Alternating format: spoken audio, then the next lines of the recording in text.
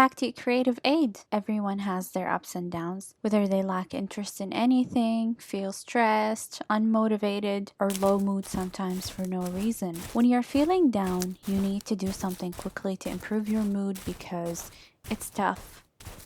There are so many things you can do to help you feel better immediately. So let's take a look at them. The first step is to listen to upbeat music. Music can be a pleasurable experience, but there is evidence that it can also have psychological benefits, such as influencing your mood. The second step is to walk away from what you're doing. This could be making you feel stressed, overworked, burned out, or exhausted. Just stop and take a break. Engage in other relaxing activities such as listening to music, sitting quietly, or relaxing. This will help improve your attention and get your tasks done faster. The third step is to go for a walk or do any form of exercise. The Center for Disease Control and Prevention, CDC, recommends that adults over the age of 18 get at least 150 minutes of exercise each week. It definitely improves your mood and gets rid of your depression. If you walk in a green area, it helps you clear your head and get rid of rumination,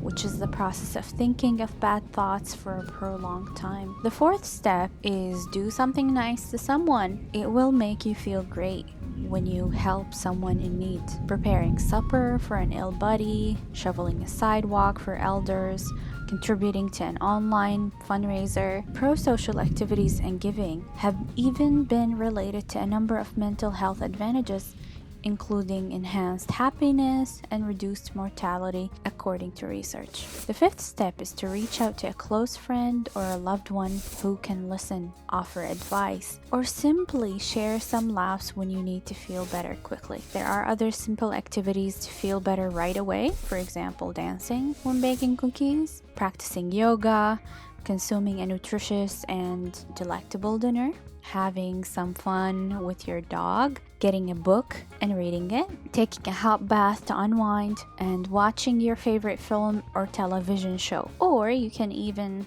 in a diary, writing down what you are grateful for. And this is it. Thank you for watching. And if you liked the video, don't forget to give it a thumbs up and subscribe for more videos.